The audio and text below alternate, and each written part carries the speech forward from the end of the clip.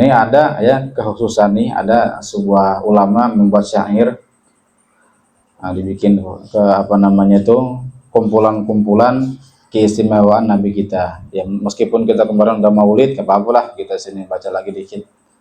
Kan masih bulan Rabiul Awal. Jadi ada beberapa keistimewaan Nabi kita. Ini dibikin syair nih. Ntar apa namanya, coba teman-teman menghitungin ya.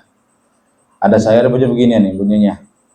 Yang pertama, lam yahtalim qatu taha mutlaqan abada wa ma tasaba aslan fi madaz zamani min hudawabu falam tahrab wa ma waqa'at zubabatun abadan fi jismihil hasani bi khalfihi ka amami ru'yatun sabatat wala yura asru baulin minhu fi alami wa qalbuhu lam yanam wal ainu qad na'asat wala yura zilluhu fi syamsi zu fatani kafahu qad allata qauman idza jalasu indal wiladati sifyada bi muqtadani hadil khasaisu fahfazha takun aminan min syarri narin wa surrakin wa min mihani.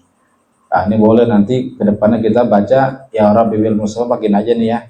Ini tentang apa namanya keistimewaan Nabi kita Muhammad. Apa aja tuh? Yang pertama, lam yahtalim qatu taha mutlaqan abada. Nabi kita kagak pernah seumur hidup mimpi basah. Nabi kita nggak pernah seumur hidup mimpi ngalamin mimpi basah. Artinya mimpi berhubungan badan di dalam mimpi kagak pernah.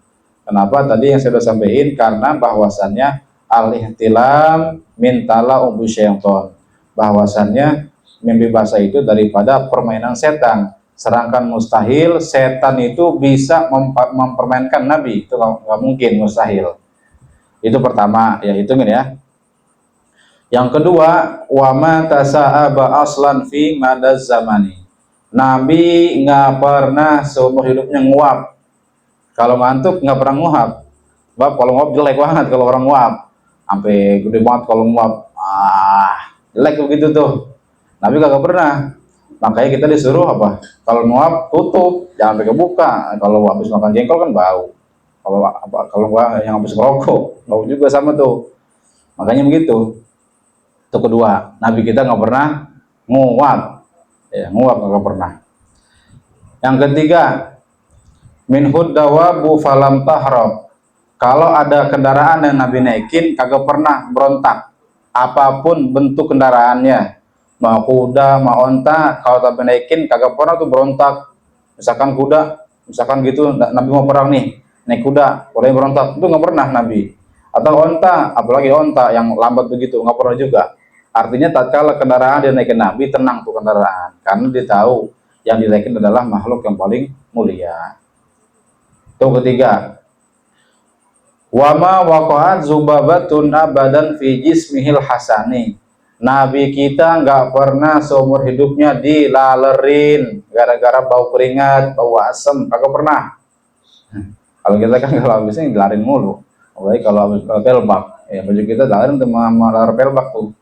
Nabi kita nggak pernah, ya. Kenapa? Karena fi jismihil hasani, badan Nabi kita tuh sangat bagus, wangi, ya. Jadi sampai kewangian, sampai wanginya badan Nabi, laler organ yang plok di tubuh Nabi. 4 ya.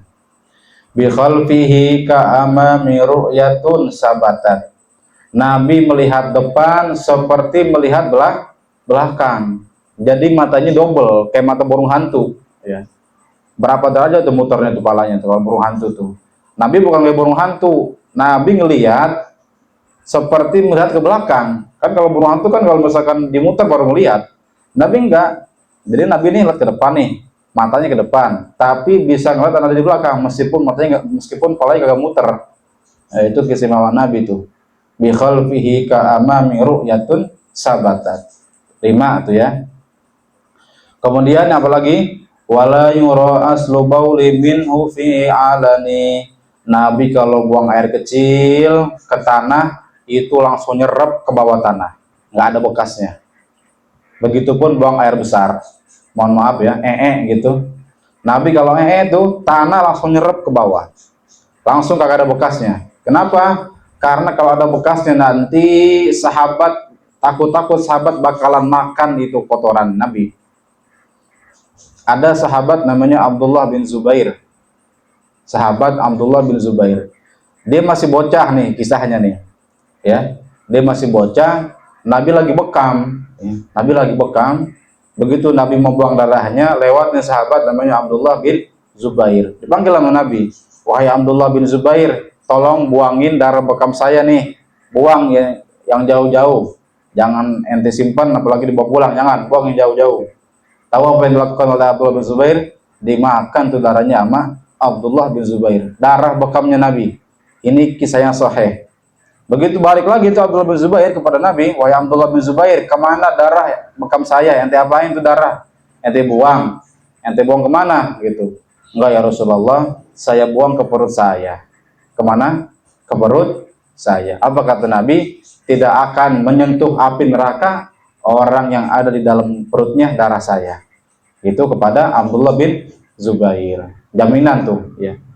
Makanya Nabi tatkala buang air kotoran maksudnya, buang air kecil, air besar, nggak pernah tuh ada yang namanya bekas. Kalau ada bekas, ya mungkin sahabat berebutan tuh buat makan nya Nabi. Hampir segitunya tuh sahabat sama Nabi. 6 tuh ya, 6. Wa qalbuhu lam yanam wal ainu qad na'asat. Nabi matanya tidur, hatinya melek. Nah ini yang tadi tuh saya kasih tahu ya. Nabi itu tadi kalau ngantuk tidur, tapi kalau tidur hatinya melek, kagak tidur. Enggak semuanya tidur. 7 ya. Wala yurazilluhu fi syamsi zufatani. Nabi kalau berjalan di bawah matahari enggak berbayang, enggak ada bayangannya, saruh ya. Kalau kita kan kalau siang-siang tengah hari tuh ya, siang bolong tuh, kalau kita keluar jalan ke rumah kan ada bayangan kita tuh di belakang, bayangan kita ngikutin di belakang. Kalau Nabi enggak berbayang kalau jalan di bawah matahari. Berapa tuh? 8. Katfahu qad allata qauman idza jalasu.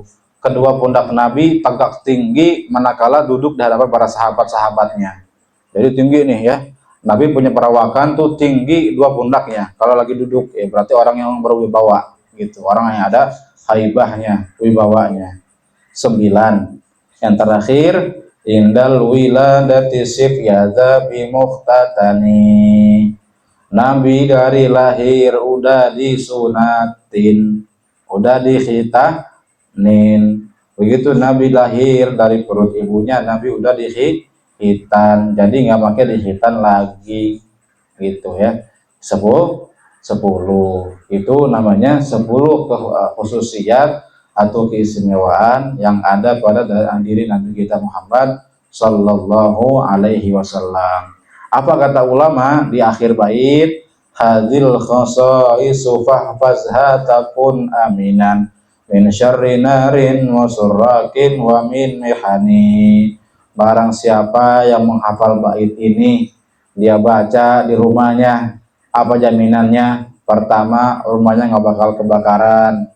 Kedua, kalau ini ditulis bait, ditaruh di bingkai, rumahnya nggak bakal dimalingin. Kalau ini bait dibaca lagi sumpah, lagi gelisah, lagi stres, bahkan Allah kasih jalan yang mudah. Itu kita namanya menghafal 10 sifat keistimewaan yang ada pada diri Nabi. Ya, jadi banyak manfaatnya.